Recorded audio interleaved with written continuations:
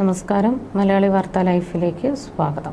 2026 April 29 ബുധനാഴ്ച. ഇന്നത്തെ നിങ്ങളുടെ രാശിഫലം അറിയാം. തയ്യാറാക്കിയത് ജയറാണി EV. മേടം രാശി അശ്വതി ഭരണി കാർത്തിക ആദ്യ കാൽഭാഗം. കുടുംബസൗഖ്യവും നിയമപരമായ കാര്യങ്ങളിൽ വിജയവും ലഭിക്കുന്ന ശുഭദിനമാണിത്. നല്ല സുഹൃത്തുക്കളെ ലഭിക്കാനും രോഗങ്ങളിൽ നിന്ന് മോചനം നേടാനും സാധിക്കും. വിദ്യാഭ്യാസപരമായ പുരോഗതിയും രചനകൾ വഴി അംഗീകാരവും ഈ രാശിക്കാർക്ക് ഇന്ന് പ്രതീക്ഷിക്കാം. ഇടവം രാശി കാർത്തിക അവസാന മുക്കാൽ ഭാഗം, രോഹിണി മകയിരം ആദ്യ പകുതി ഭാഗം. മനസ്സിന് അല്പം സ്വസ്ഥതക്കുറവോ ശാരീരികമായ അസ്വസ്ഥതകളോ അനുഭവപ്പെട്ടേക്കാം. ഗ്യാസ് ട്രബിൾ പോലുള്ള ബുദ്ധിമുട്ടുകൾ അലട്ടാൻ സാധ്യതയുണ്ട്. വാഹനങ്ങൾ ഉപയോഗിക്കുമ്പോൾ അതീവ ശ്രദ്ധ പുലർത്തുക. അപകടങ്ങളിൽ നിന്ന് അത്ഭുതകരമായി രക്ഷപ്പെടാൻ സാധ്യത കാണുന്നു. മിഥുനം രാശി മകയിരം അവസാന പകുതി ഭാഗം, തിരുവാതിര പുണർദം ആദ്യ മുക്കാൽ ഭാഗം. കുടുംബത്തിൽ പങ്കാളിയുമായോ മക്കളുമായോ അഭിപ്രായ വ്യത്യാസങ്ങൾ ഉണ്ടാകാതെ നോക്കണം. തൊഴിൽ തടസ്സങ്ങൾക്കോ സാമ്പത്തിക ബുദ്ധിമുട്ടുകൾക്കോ സാധ്യതയുള്ളതിനാൽ ജാഗ്രത വേണം. അമിതമായ ഉത്കണ്ഠ ഒഴിവാക്കി കാര്യങ്ങളെ സംയമനത്തോടെ നേരിടുക. കർക്കിടകം രാശി പുണർദം അവസാന കാൽഭാഗം, പൂയം ആയില്യം. ദാമ്പത്യ ഐക്യവും സാമ്പത്തിക ഉന്നതിയും ഉണ്ടാകുന്ന ദിവസമാണിത്.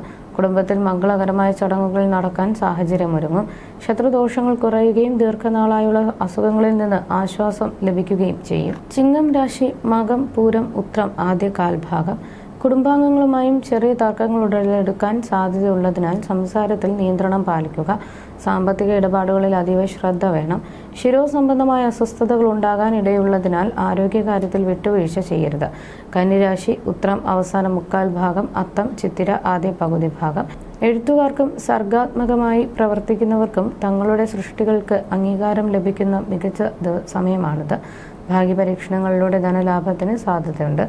തൊഴിൽ വിജയത്തോടൊപ്പം ഉന്നത സ്ഥാനമാനങ്ങൾ തേടിയെത്തുകയും ചെയ്യും. തുലാം രാശി ചിത്തിര അവസാന പകുതി ഭാഗം, ചോതി വിശാഖം ആദ്യ മുക്കാൽ ഭാഗം. ബന്ധുക്കളുമായോ സുഹൃത്തുക്കളുമായോ ഉള്ള ഇടപഴകലുകളിൽ അതീവ ജാഗ്രത വേണം.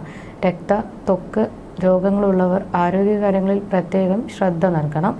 സാമ്പത്തിക വരുമാനത്തിൽ കുറവുണ്ടാകാൻ ഇടയുള്ളതിനാൽ ചെലവുകൾ നിയന്ത്രിക്കുക. വൃശ്ചികം രാശി വിശാഖം അവസാന കാൽഭാഗം, അനിഴം തൃക്കേട്ട. ഈശ്വരാധീനം വർദ്ധിക്കുന്ന ദിവസമാണിത്. വാക്കുകൾക്ക് സ്വാധീന ശക്തി ലഭിക്കുന്നത് വഴി കാര്യങ്ങൾ നേടിയെടുക്കാനും സാധിക്കും. രാഷ്ട്രീയ രംഗത്ത് പ്രവർത്തിക്കുന്നവർക്ക് പദവികളിൽ ഉയർച്ചയും ശത്രുക്കളുടെ മേൽ വിജയവും പ്രതീക്ഷിക്കാം. ധനുരാശി മൂലം പൂരാടം ഉത്രാടം ആദ്യ കാൽഭാഗം. അപ്രതീക്ഷിത ഭാഗ്യാനുഭവങ്ങൾ തേടിയെത്തുന്ന ശുഭദിനമാണിത്. രാഷ്ട്രീയക്കാർക്ക് സ്ഥാനക്കയറ്റവും പ്രശസ്തിയും ലഭിക്കും. പുതിയ വീട് സ്വന്തമാക്കാനുള്ള യോഗവും കുടുംബത്തിൽ മംഗളകരമായ ചടങ്ങുകൾ നടക്കാനും സാധ്യത കാണുന്നു. മകരം രാശി ഉത്രാടം അവസാന മുക്കാൽ ഭാഗം, തിരുവോണം അവിട്ടം ആദ്യ പകുതി ഭാഗം. അമിതമായ കോപം നിയന്ത്രിക്കേണ്ടത് അത്യാവശ്യമാണ്. ജീവിത പങ്കാളിക്കോ ബന്ധുക്കൾക്കോ ആരോഗ്യ ബുദ്ധിമുട്ടുകൾ അനുഭവപ്പെടാൻ ഇടയുണ്ട്. സാമ്പത്തികമായ തർക്കങ്ങളോ നിയമപരമായ പ്രശ്നങ്ങളോ വരാതെ ജാഗ്രത പാലിക്കുക.